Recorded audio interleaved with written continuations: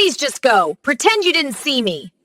She believed she could vanish from his life completely. Her former husband, Kang Miho, Seoul's most dangerous underworld king. They had once been married. Someone manipulated her into walking away. She obeyed, now carrying his child and working minimum wage. One evening shattered everything because he appeared again. The man who once held her heart. The man who unknowingly destroyed her. Truth struck him hard, and he understood one thing. That baby was his. But before anything could happen, Zara whispered, "Please just go. Pretend you didn't see me." What he's unaware of is that someone coerced her into ending their marriage. What unfolds when Miho discovers the mastermind behind it all? Will he destroy them even knowing it was his own mother? Keep watching to discover the truth. Stay until the final moment for this tale. I guarantee you, your feelings will be all over the place by the time you finish. The restaurants.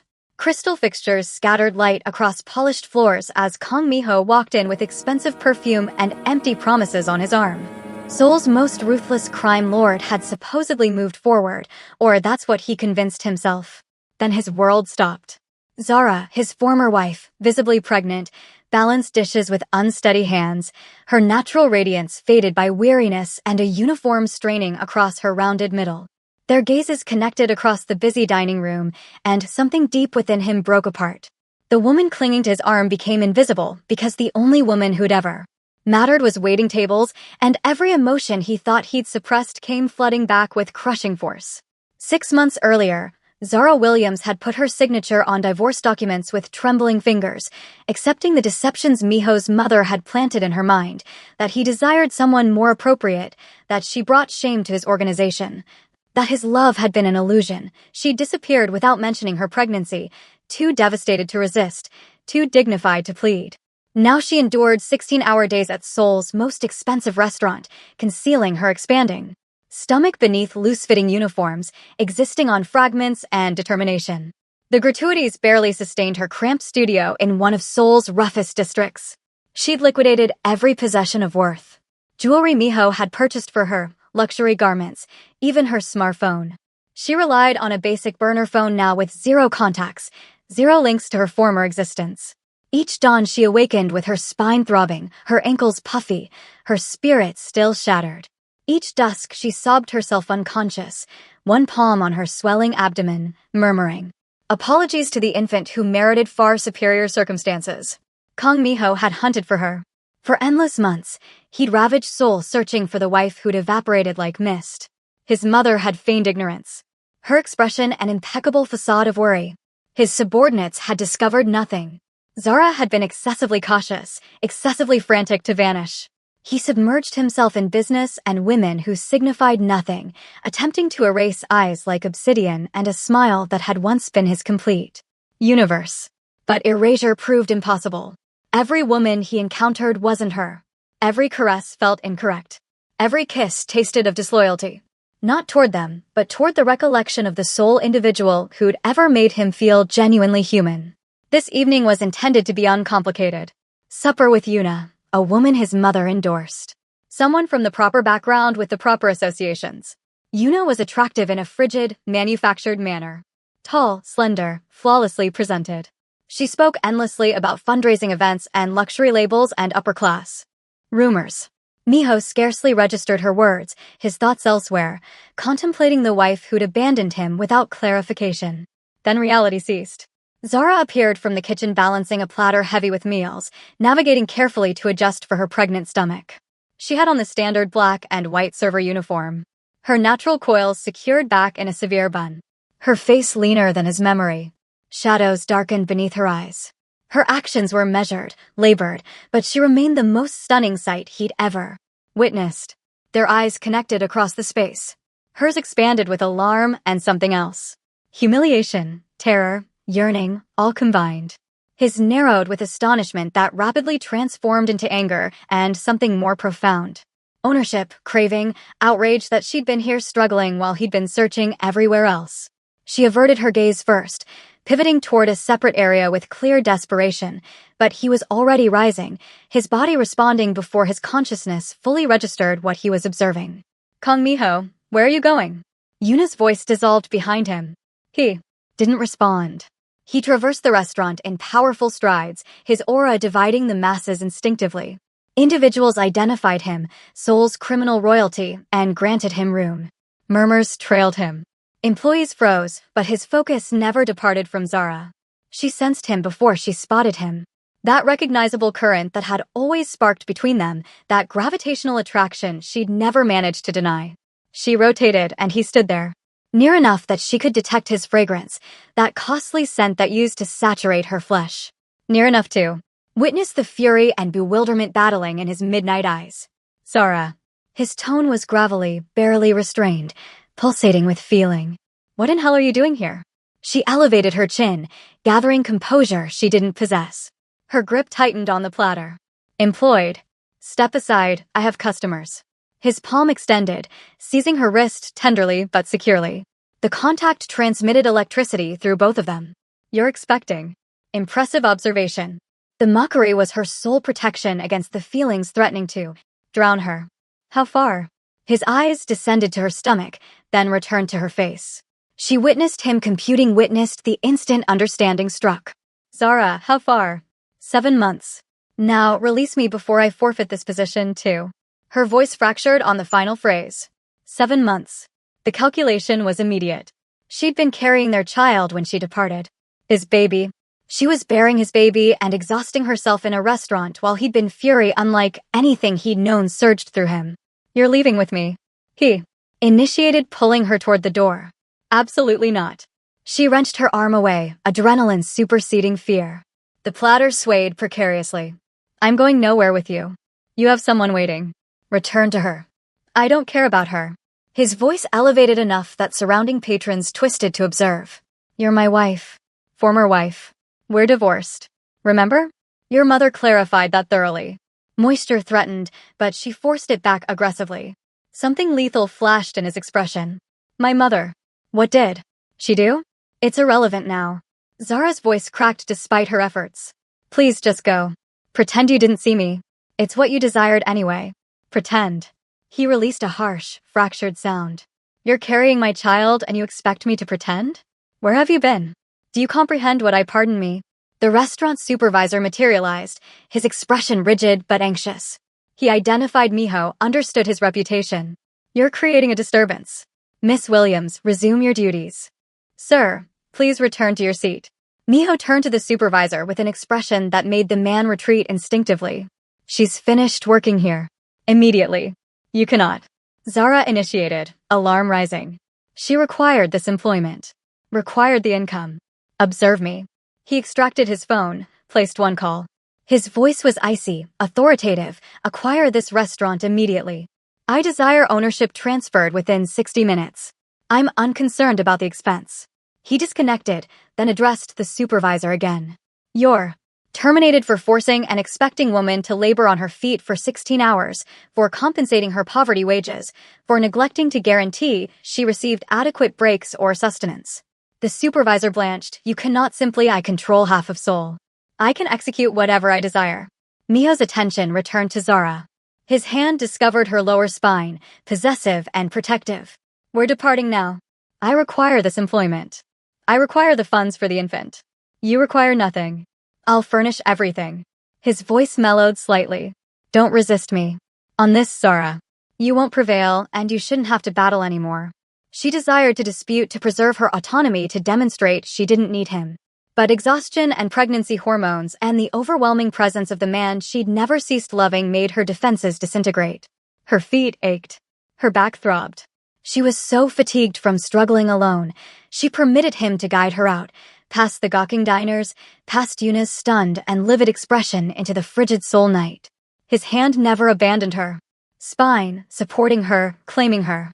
His vehicle materialized within seconds, a black Mercedes with darkened windows.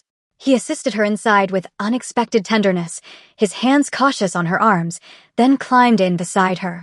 The interior smelled of leather and him. Recollections flooded back. Of other journeys, of his hand on her thigh, of stolen kisses at traffic lights. Where are we traveling? She inquired, her voice diminished. Home. He examined her face like he was committing it to memory again. To our home. We don't possess a home. Not presently. We never ceased possessing a home. You departed. I didn't. His jaw clenched. Why, Zara? Why did you depart without informing me you were expecting? Why did you disappear like I signified nothing? She stared at her hands at the wedding band she'd liquidated months earlier to cover rent. Because your mother informed me you desired me gone, that I was an embarrassment that you'd progressed. And you accepted her word after everything we were to each other? She possessed divorce documents with your signature. Zara's voice fractured.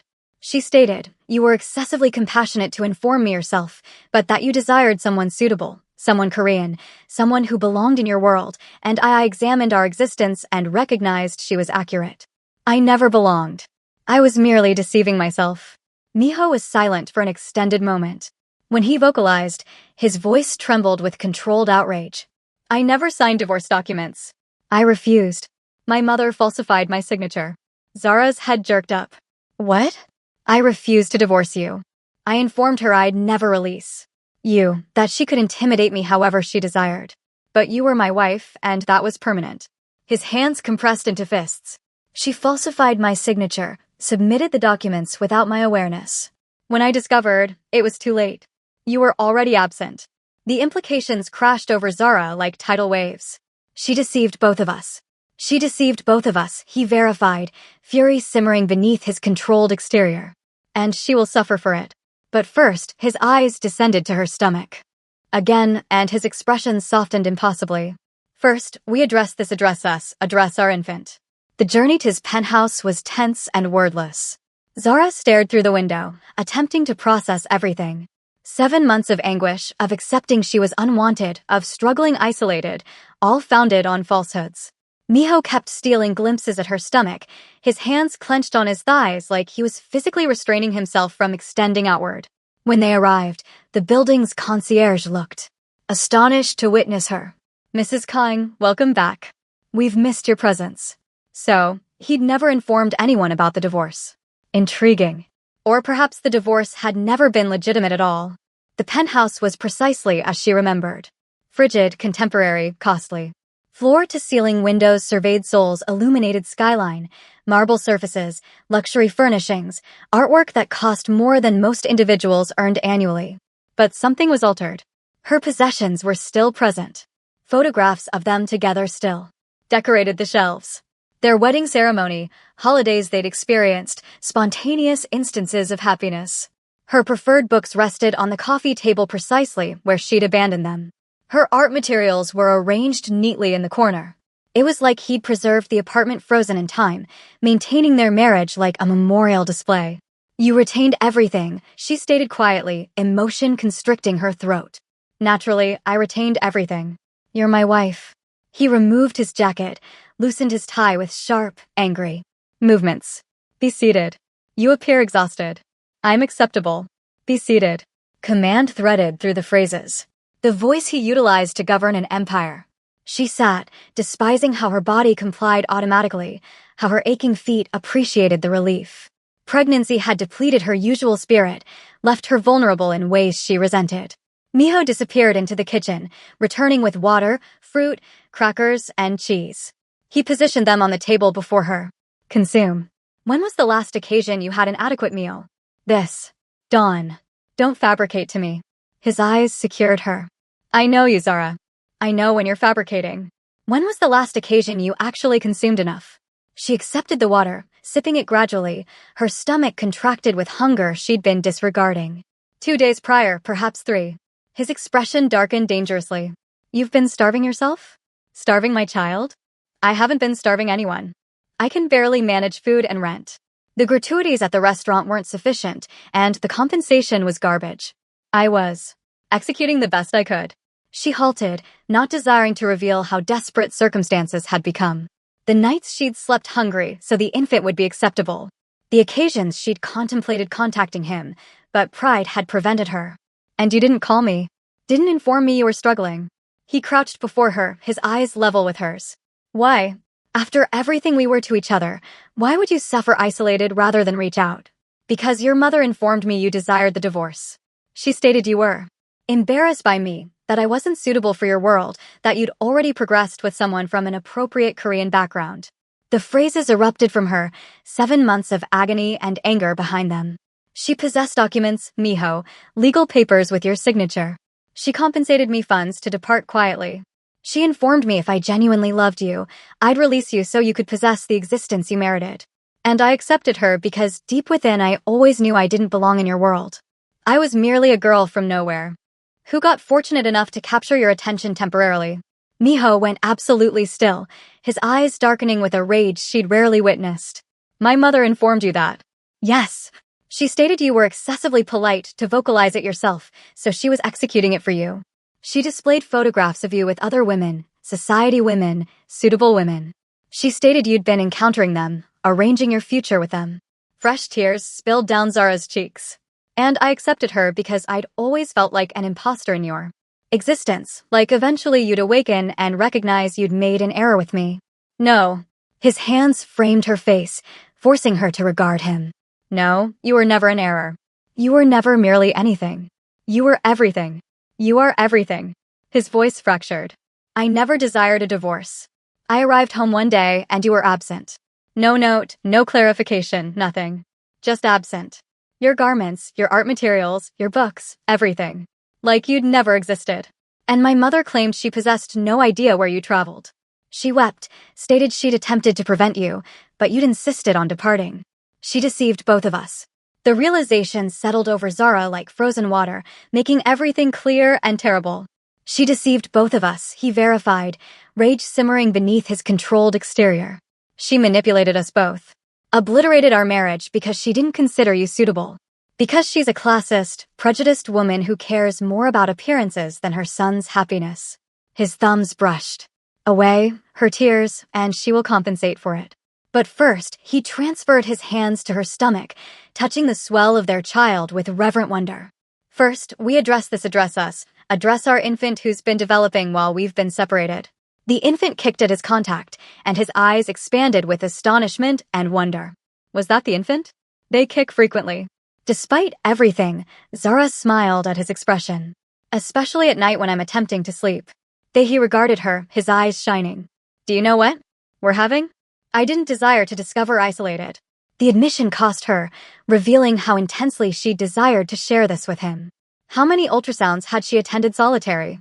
Weeping in parking areas afterwards because she was so isolated. His expression cracked completely, emotion flooding through. I missed 7 months. 7 months of your pregnancy. Our child developing of you requiring me and me not being present. His forehead descended to her stomach and she felt him trembling. I'm sorry, God. Zara, I'm so sorry. I should have discovered you sooner. Should have searched harder. Should have known my mother was fabricating. She desired to remain angry, desired to protect herself from the inevitable agony of loving him and losing him again. But witnessing him fractured like this, feeling his hands tenderly on her abdomen, hearing the raw emotion in his voice, she felt her walls crumbling brick by brick. It's not your fault, she whispered, her fingers discovering his hair.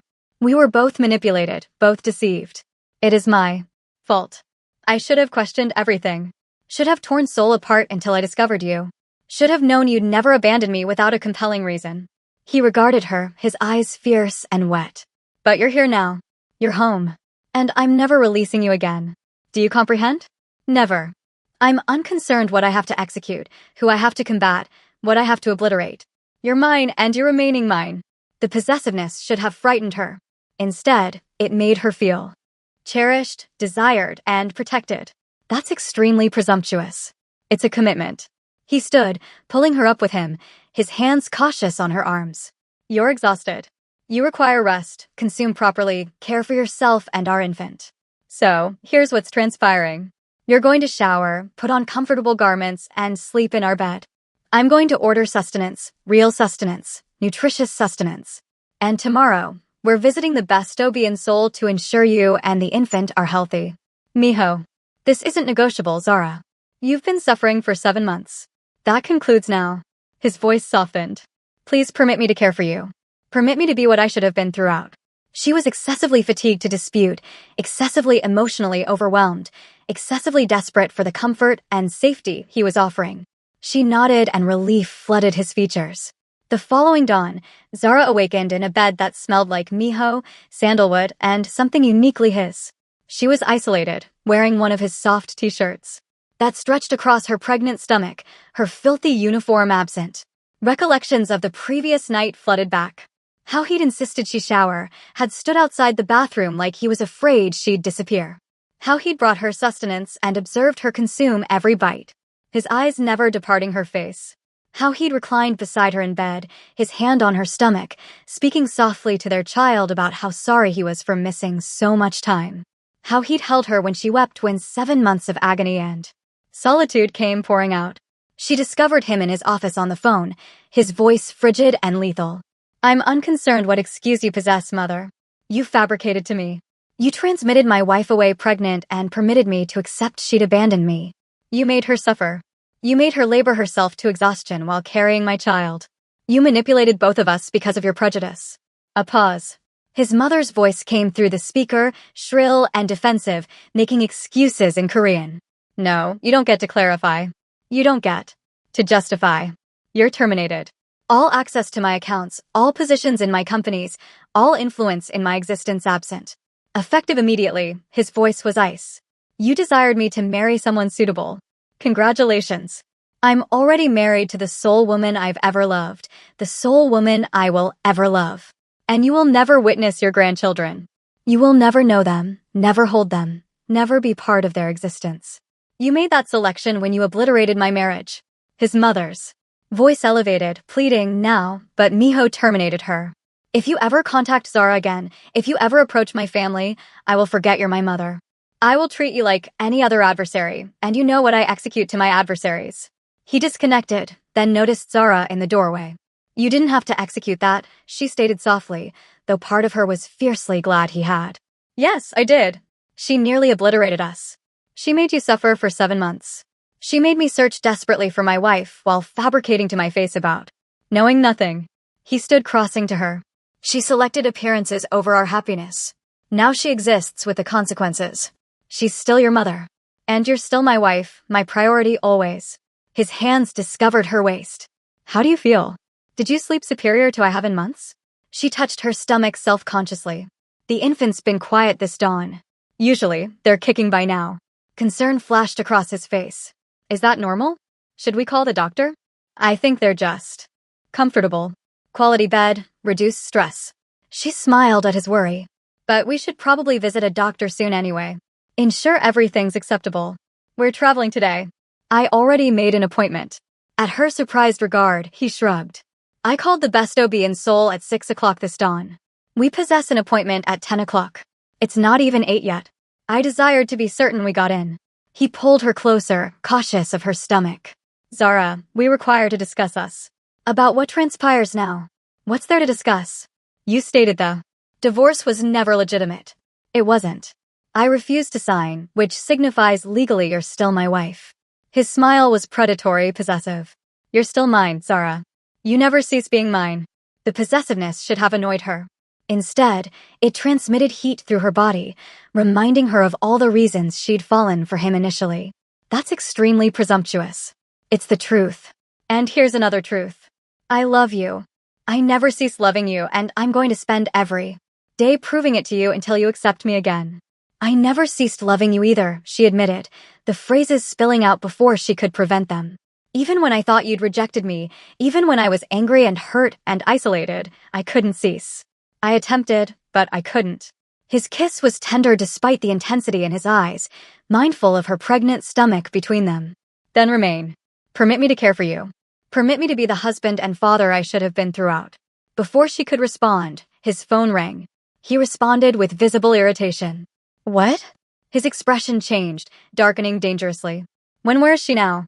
A pause. "Retain her there. I'm coming." He disconnected, already reaching for his jacket. "What's incorrect?" Zara inquired, fear spiking. "Yuna, the woman from last evening. She's been conversing with reporters, spreading fabrications about you, about us, attempting to damage my reputation and yours." His jaw clenched, claiming you're some con artist who trapped me with a fake pregnancy that you're attempting to extort funds from me. "What?" "But I know it's all fabrications, but rumors spread rapidly in this city. I require to address this before it deteriorates." He cooped her face. "Remain here. Rest. Consume. I'll return soon, and then we'll travel to your doctor's appointment together." Miho, be cautious. Always. He kissed her forehead. And Zara, initiate thinking about names. We possess an infant to plan for. Later that afternoon, Zara explored the penthouse properly, attempting to process her new reality. Evidence of Miho's desperate search for her was everywhere. In his office, she discovered maps of Seoul marked with locations he'd searched, phone records displaying hundreds of calls to anyone who might have witnessed her, private investigator reports, even CCTV footage from areas she'd been known to frequent. He dedicated an entire wall to discovering her, displaying her photographs, timelines, and notes, tracking every lead in his handwriting. He hadn't fabricated. He'd searched for her desperately, obsessively. She discovered her old sketchbooks in a drawer, art materials he must have retained. Before their marriage collapsed, she'd been studying design at university, dreaming of possessing her own boutique someday. She'd relinquished those dreams when his mother had convinced her she wasn't adequate, that she should concentrate on being a suitable wife instead. You retain these, too, she murmured, flipping through drawings of dresses and patterns, designs she'd abandoned. I retained everything. Miho's voice came from the doorway, making her jump. I informed you I never relinquished on us. She rotated.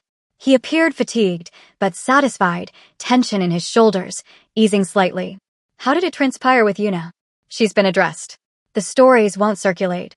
She signed an NDA and accepted a settlement to remain quiet about everything, including what she witnessed last evening. His expression darkened. She also won't be laboring in Seoul anymore. I placed some calls. You ruined her career. She attempted to hurt you, to spread fabrications about you and our child. There are consequences for that.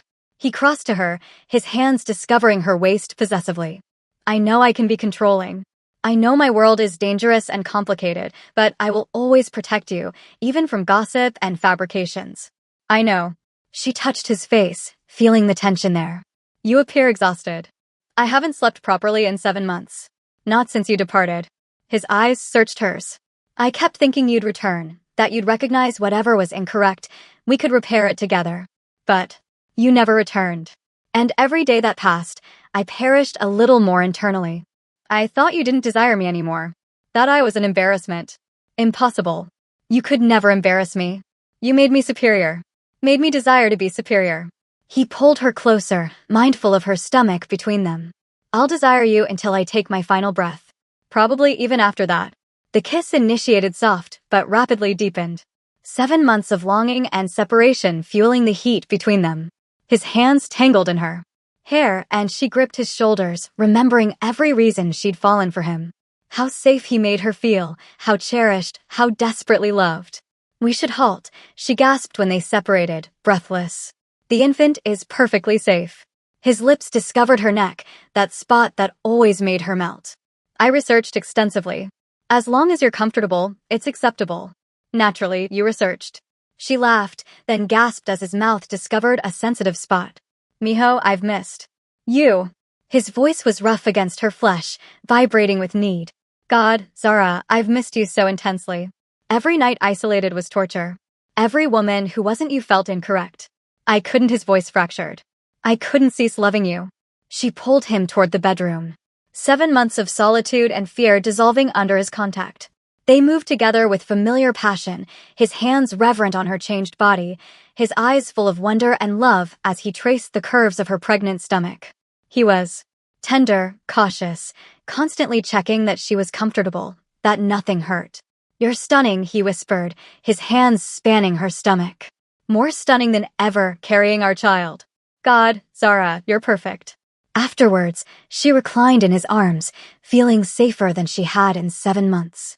His hand rested on her stomach, feeling their infant kick, and she covered it with hers. I was so scared, she admitted quietly. When I discovered I was expecting, I didn't know how I'd manage isolated. Didn't know if I could provide the infant everything they merited. You'll never be isolated again. He kissed her temple, the commitment fierce. I swear to you, whatever transpires, whatever comes, we confront it together. You, me, and our infant. Family. Family, she repeated, the phrase tasting like hope. A few days later, Zara awakened to an empty bed and immediate alarm. Morning sickness struck hard, and she barely made it to the bathroom. When she emerged, Pale and trembling, Miho was there with water, crackers, and ginger tea. "I heard you," he stated simply, his hands supporting her spine. "This transpires every dawn." Most dawns. It's been superior lately, but stress probably triggered it. She accepted the crackers gratefully, nibbling cautiously. "We're visiting my doctor today. The best OB in Seoul. I desire to ensure you and the infant are completely healthy." "I can't manage. You're on my insurance. You have been this entire time. I never removed you." His tone left no room for argument.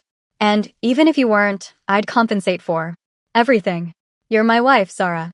My responsibility, my everything." Cease attempting to address things isolated. The doctor's appointment was overwhelming in the optimal manner. The clinic was luxurious, private, with staff who treated her like royalty instead of the charity case she'd become.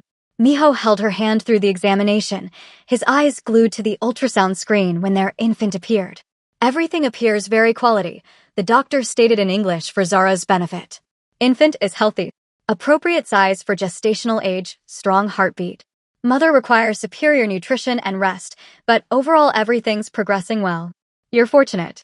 7 months of inadequate care could have caused serious complications." Zara felt guilt crash over her, but Miho squeezed her hand. She executed the optimal she could with what she possessed. Now she possesses everything she requires. The doctor smiled. "Would you like to know the gender?" Zara regarded Miho. He regarded her, his eyes soft. "Together," he inquired. Quietly. "Together," she verified, her heart racing. "It's a boy," the doctor announced with a warm smile. "A healthy baby boy." Miho's expression transformed. Wonder, joy, fierce protectiveness, all crossing his features at once. "A son." His voice was thick with emotion, barely controlled. Zara discovered herself weeping, overwhelmed by witnessing him like this, by the reality of their son becoming legitimate. He pulled her close, pressing. Kisses to her face, her hair, her lips, his own tears mixing with hers. "A son," he repeated, his voice fracturing. "Our son, our little boy. I'm going to teach him everything. How to be strong, how to be honorable, how to protect the people he loves." "And gentle," Zara interjected through tears and laughter. "Teach him to be gentle, too. Like his father is with me." He regarded the ultrasound image the doctor handed them, his expression one of complete awe. "He's perfect, just like his mother." In the vehicle afterwards, he couldn't cease regarding the ultrasound photographs. "We require to initiate preparing. Nursery, garments, materials. I desire everything prepared before he arrives." "We possess 2 months," Zara stated, amused by his intensity. "Not sufficient time. We require to plan." He was already making lists on his phone. "Crib, changing table, garments, diapers, monitors. What colors do you desire for the nursery?" "I don't know. Perhaps something neutral. Blues and grays. Whatever you desire." Though I reserve the right to purchase him toy cars and sports equipment, he glanced at her, his expression softening. "Gratitude for what?" "For carrying our son. For surviving 7 months isolated. For being strong enough to retain progressing even when you thought I didn't desire you." His hand discovered hers. "For still loving me despite everything." "Always," she whispered. "I couldn't cease if I attempted." That evening, Miho threw himself into preparation mode with the intensity he brought to everything. He researched cribs, car seats, and infant monitors, reading reviews, and comparing products like he was negotiating a business deal. Zara observed him with amusement and affection, witnessing the man behind the crime boss facade. "You're being obsessive," she stated as he displayed her paint samples for the nursery. "Dozens of them. I'm being thorough. I've missed 7 months. I possess catching up to execute." He pulled her onto his lap cautiously, mindful of her stomach. "Indulge me. Permit me to execute this. Permit me to be the father I should have been from the beginning. Acceptable, but nothing excessively boyish. I desire him to be balanced, not spoiled.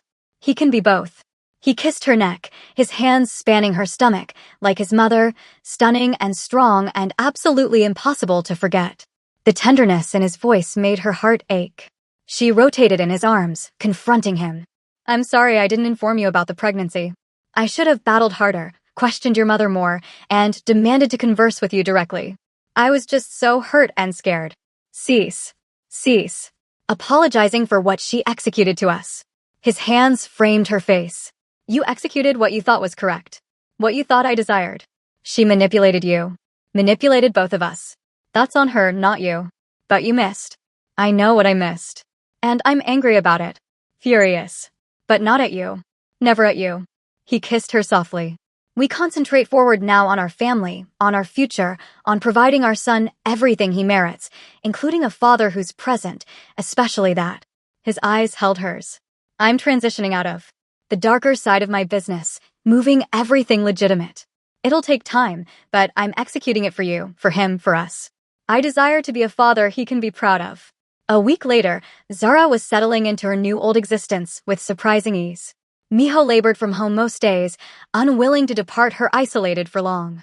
He'd hired a nutritionist who created meal plans specifically for her pregnancy requirements, a personal trainer who specializes in pregnancy-safe exercises.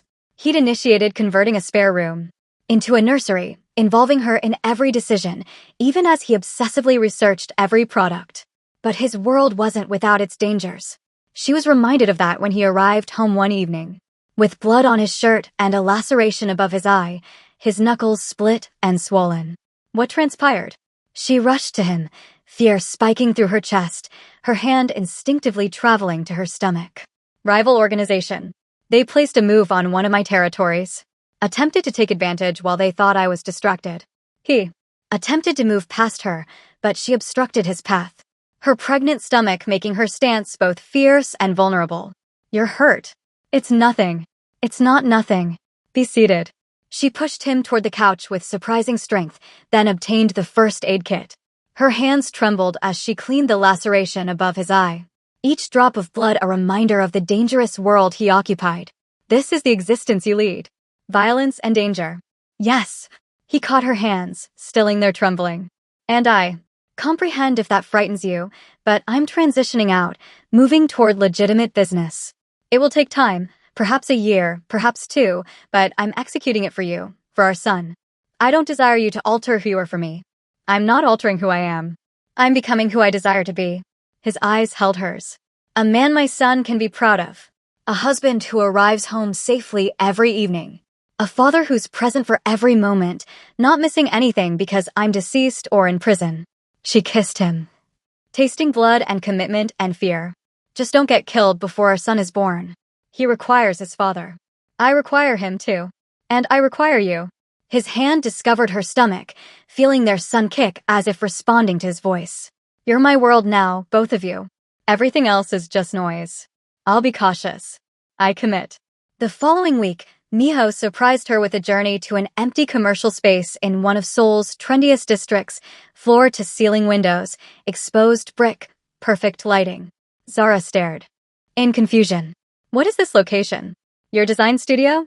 Your boutique? He wrapped his arms around her from behind, his hands resting on her stomach.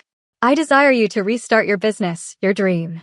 Whatever you require, space, materials, funding, staff, it's yours. Zara felt tears prick her eyes. This is excessive. It's not sufficient. You relinquished your dreams because of my mother's poison. Because she convinced you that you weren't adequate, that your sole value was as my wife. His voice hardened with anger at his mother. Now you obtain them back. Our son should know his mother is talented and successful, not just someone who exists in my shadow. I don't exist in your shadow. I know. But I desire the world to know it too. I desire him to mature witnessing you build something remarkable. To know that women, especially women who resemble you, can create empires. He kissed her temple. State yes. Permit me to provide you this. How could she state no when he regarded her like she was everything? Yes, gratitude. But I'm executing this my manner with my vision. Not because I'm your wife, but because I'm talented. His smile was proud, fierce. I wouldn't possess it any other manner. He hired a team to assist her. Experienced designers, skilled seamstresses, business supervisors who comprehended the fashion industry. Within 2 weeks, her vision was taking shape.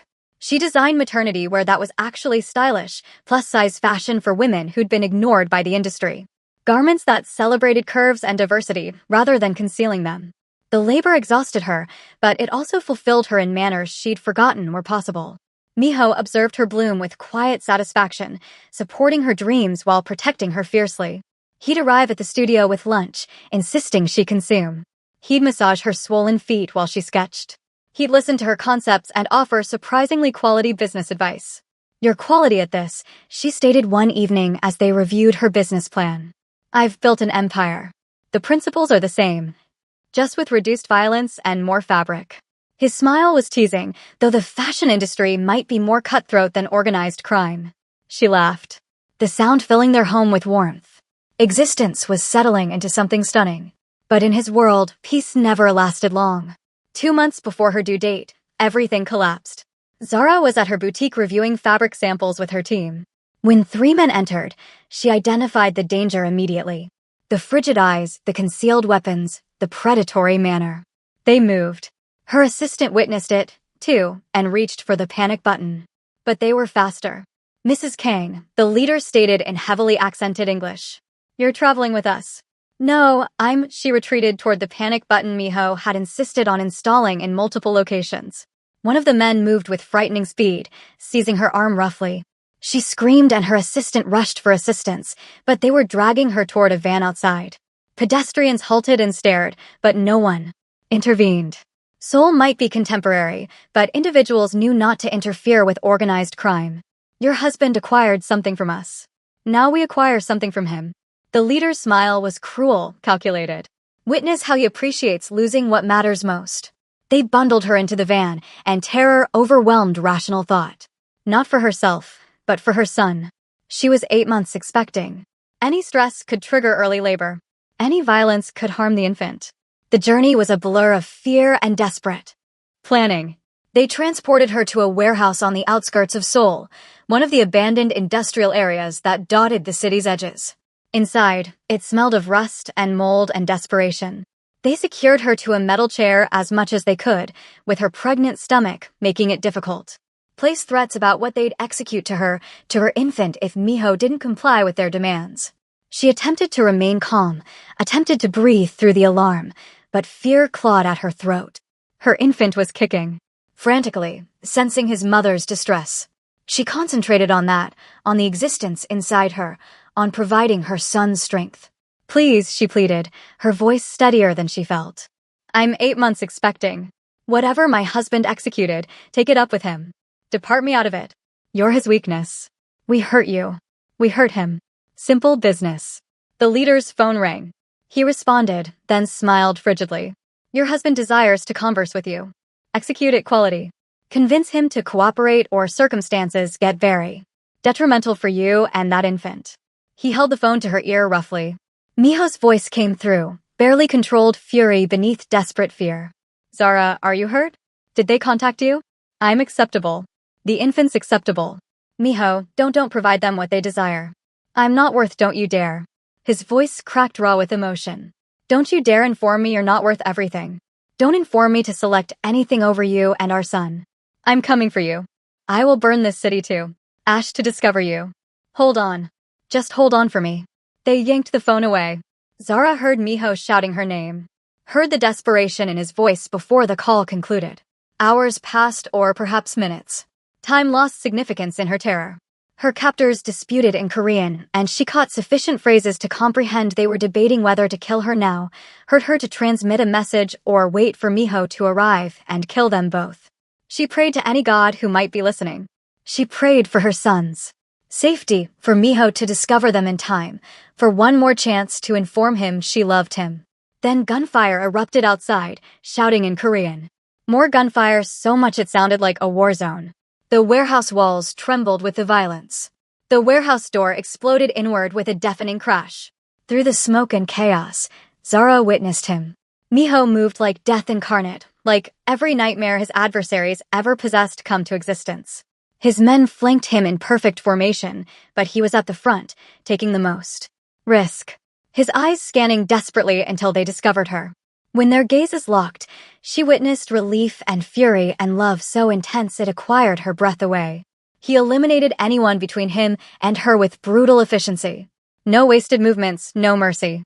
When he reached her, blood spattered his face and garments, none of it his. His hands trembled as he severed her bonds, checking her frantically for injuries. Are you hurt? Did they contact you? The infant? God. Zara, the infant. We're acceptable. Miho, we're acceptable. She collapsed against him. and he lifted her into his arms despite the ongoing combat around them, shielding her body with his. His men provided cover as he transported her to an armored SUV, waiting outside. Once inside, he executed his hands over her stomach with desperate tenderness, feeling for their son. The infant kicked strongly against his palm and relief fractured across his face. He's still moving. That's quality, correct? That signifies he's acceptable. I think so. But we should travel to the hospital. Zara's voice trembled despite her attempts to remain calm. I'm possessing contractions. Small ones, but his face went white. You're in labor? I don't know. Perhaps just stress, but we should check. She gripped his hand as another contraction struck. Miho, I'm scared. I've obtained you. Both of you. I commit. He barked orders to his driver, then pulled her close, his hands tender on her stomach. You're safe now. No one will ever contact you again. I'll ensure of it. At the hospital, doctors examined her thoroughly while Miho hovered, refusing to depart her side. The contractions were Braxton Hicks, brought on by extreme stress, but not active labor. The infant was acceptable, heart rate strong, movements quality. Zara was shaken, but physically unharmed. You require rest, the doctor stated firmly. No stress, no labor. Just rest and prepare for the infant. You're extremely fortunate. This could have concluded much worse. When they were finally isolated in her private hospital room, Miho fractured. He descended to his knees beside her bed, his head in her lap, his shoulders trembling with emotion he'd been retaining back. I almost lost you, both of you. Because of my world, my adversaries, my selections. His voice was raw, fractured. Perhaps you'd be safer without me. Perhaps I should release you. Provide you the peaceful existence you merit. Don't. She executed her fingers through his hair, feeling him tremble. Don't you dare complete that sentence. I'm not departing you. We're not departing you. You should for your safety, for his. No, we're stronger together. And you're departing that world anyway, remember? Progressing legitimate. She made him regard her, witnessing the fear and guilt in his eyes. I selected you, King Miho, with all your baggage and danger and darkness. I selected you, and I'm not unselecting you now. I don't merit you. Probably not, but you're stuck with me anyway. She smiled through tears. We're a team. You, me, and this little boy who's going to possess both of us wrapped around his tiny finger. He kissed her stomach with reverent tenderness. Then her, pouring months of fear and love into it. I'm going to marry you again, an appropriate wedding this time. And I'm going to spend every day for the rest of my existence proving I'm worthy of you. You already executed that. Now you just have to be here. Be present. Be ours. I can execute that. He climbed onto the hospital bed beside her, cautiously, pulling her against his chest. I can definitely execute that. The following dawn, Zara awakened to discover Miho on the phone. His voice frigid and absolute. All of them. I desire every single individual involved. Discover them. Bring them to me. And ensure they comprehend what transpires to individuals who contact my family. Miho. He concluded the call, his expression softening when he witnessed her awake. How do you feel? Fatigued, sore, but acceptable. She touched his face. What are you planning? Justice, protection, ensuring this never transpires again. His eyes hardened. They acquired you. Threatened our son. There are consequences for that. Don't execute anything that will take you away from us. I require you here. Not in prison or deceased. I'll be cautious, but I won't release this unpunished. He kissed her forehead. Trust me to address this my manner. She did, and that terrified her as much as it comforted her. A month later, Zara awakened to wetness and cramping at 3 o'clock in the dawn. Miho, awaken. I think my water just fractured. He was out of bed instantly, throwing on garments, seizing the hospital bag he'd retained packed and prepared for weeks. Acceptable. We practice this breathing. We require to breathe. Or is that later? Should we time contractions first? You're panicking. I'm not panicking. He was absolutely panicking, his hands trembling as he assisted her alter garments. I'm just here in labor. Our son is coming. Oh, God. I'm going to be a father. Despite the agony building in her abdomen, Zara laughed. Yes, you are. Now, can we please travel to the hospital before I possess this infant in the vehicle? The journey was a blur of contractions and Miho's increasingly frantic reassurances, directed more at himself than her. Once at the hospital, he transformed into concentrated determination, refusing to depart her side, holding her hand through every contraction, whispering encouragement in Korean and English. Labor was extended and brutal. 18 hours of agony and exhaustion and questioning every decision that led to this moment. But every time Zara desired to relinquish, Miho was there. His strength anchoring her, his love sustaining her, his voice reminding her she was strong enough. You can execute. This, he whispered during a particularly brutal contraction. You survived 7 months isolated. You survived my mother's fabrications. You survived being kidnapped. You can survive this. You're the strongest individual I know. When their son finally emerged at 9:43 in the dawn, screaming indignantly at the bright lights and frigid air, Miho wept openly. The nurses positioned the infant on Zara's chest, and both parents stared in wonder at the tiny existence they'd created. He's perfect, Miho breathed, his voice thick with emotion. Absolutely perfect. He possesses your eyes, Zara stated, exhausted but elated, tracing her son's tiny features. Regard those eyes. He's going to be trouble. Their son, small, wrinkled, perfect, regarded up at his parents with dark eyes that were definitely his father's. He possessed Zara's rich skin tone and Miho's delicate features, a perfect blend of both their heritages, a bridge between their worlds.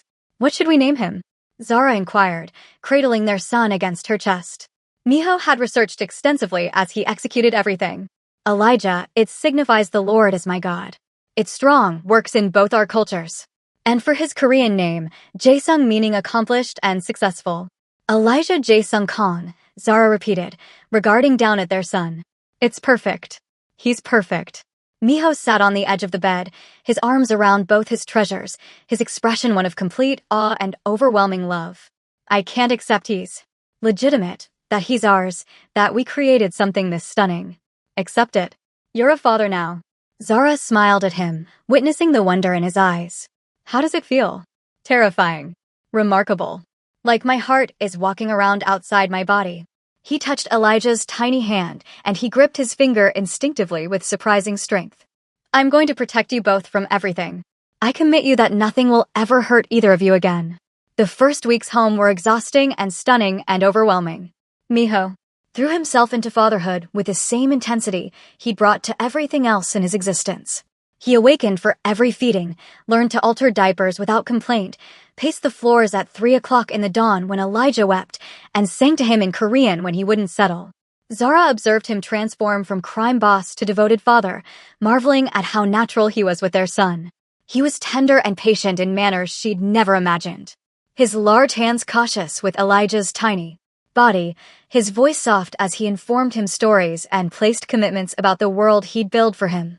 You're spoiling him already, Zara stated one night, observing him rock Elijah at 3 o'clock in the dawn while Zara should have been resting. He's 6 weeks old. He requires to be spoiled. He requires to know he's loved and desired and the center of our universe. He kissed the infant's head tenderly. Besides, he possesses me completely wrapped around his finger, just like his mother. I don't possess you. Wrapped around my finger. Yes, you execute. You possess since the moment we encountered. He smiled at her over their son's head. I was finished for the second I witnessed you, and I've never recovered. Don't desire to recover. The boutique was thriving, even in Zara's absence. She'd hired excellent supervisors to address day-to-day operations, and they video called her with decisions and updates. She balanced new motherhood with her business dreams, proving she could be both mother and entrepreneur. Miho had executed quality on his commitment. His operations were progressing legitimate. The violence had decreased dramatically as he transitioned to legal enterprises, real estate, technology, investments, international trade. He still possessed adversaries, required security, but the daily danger was fading. Existence was settling into something stunning, something normal, or as normal as existence could be for a former crime boss and his wife.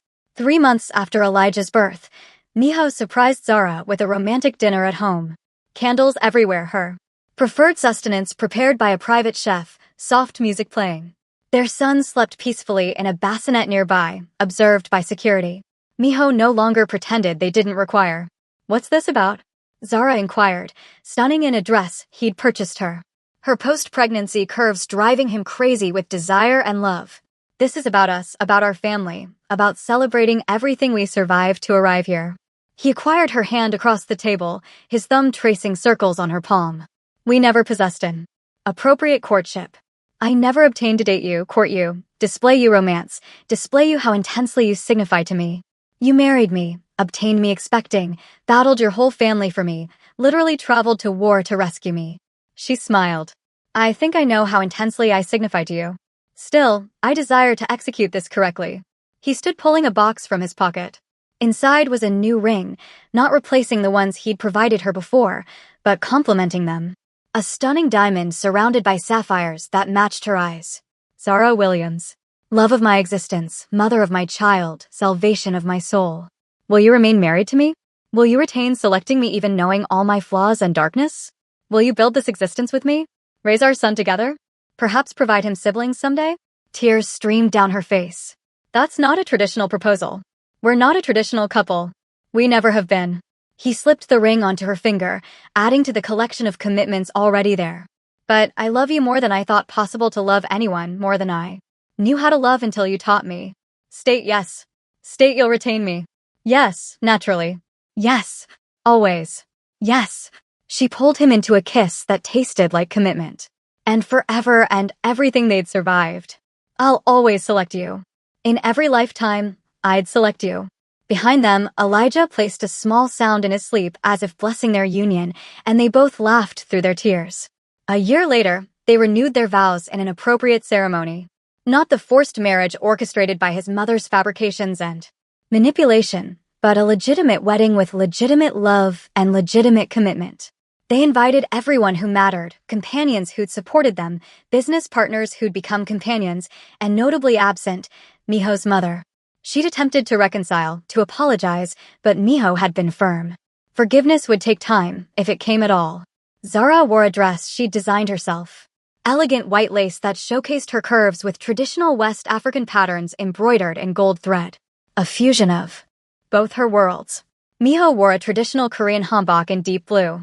Appearing regal and impossibly handsome, every inch the powerful man he was with softness reserved solely for his family. Elijah, now 1 year old, toddled between them during the ceremony in a matching hanbok, making everyone laugh when he attempted to seize the rings and babbled loudly during the vows. The officiant smiled indulgently while Miho scooped up his son, holding him while he vocalized his vows. I was lost before you, he stated, his voice thick. With emotion, vocalizing to Zara while their son played with his collar. Empty, violent, progressing through existence without genuinely existing. You witnessed something in me worth rescuing. You provided me a reason to be superior, to build something beyond destruction. I commit to spend every day of my existence proving I'm worthy of your love. I commit to protect you, cherish you, and select you above everything else. You are my home, Zara, my peace, my everything. Zara's vows were equally emotional, her voice fracturing as she vocalized. I was discarded, abandoned, and treated like I was worthless. You displayed me I'm priceless. You provided me freedom within safety, love without conditions, and strength when I possessed none remaining. I select you, Miho, not because I'm forced to, but because you're the optimal decision I've ever placed. I commit to love you through every storm, to stand by you, to build an existence with you that honors both our pasts and embraces our future. When they kissed, it tasted like new beginnings, like everything they'd overcome to reach this moment. Elijah clapped his chubby hands between them, and the entire room erupted in laughter and applause. The reception was intimate and joyful. Close companions, trusted associates, Zara's mother, who'd flown in from Chicago, and wept through the entire ceremony. Laughter and music and joy filled the space, so different from the violence and fear that had marked their beginning. Happy, Miho murmured, dancing with her while his mother held a sleepy Elijah. Impossibly happy she touched his face, marveling at how intensely had altered. You provided me everything I didn't know I required. You provided me a reason to exist instead of just survive. He kissed her softly. You are my redemption, Zara. My salvation, my home, and I will spend the rest of my existence ensuring you never doubt it. 2 years after their reconciliation, Zara's boutique had expanded to 3 locations across Seoul. She'd become a respected name in Korean fashion, known for inclusive designs and ethical practices. Her success was her own, built on talent and vision, though Miho's support had certainly assisted. Elijah was a thriving toddler, vocalizing both Korean and English fluently. Absolutely adored by his father, who spoiled him shamelessly. Despite Zara's protests, he possessed Miho's determination and Zara's creativity, already displaying signs of the strong man he'd become. Miho had successfully transitioned his empire to a completely legitimate business. The transformation had acquired longer than expected, but he'd executed it. Real estate development, technology investments, import-export companies, all legal, all successful, all clean. The violence of his past had faded into recollection, replaced by boardrooms and business deals. But the protective intensity never faded. He still possessed security follow Zara and Elijah everywhere. Still ensured they desired for nothing. Still regarded at his wife like she was the sole woman in existence. One evening, after positioning Elijah to bed, they sat on their balcony overlooking Seoul. The city glittered. Beneath them, full of possibility and commitment.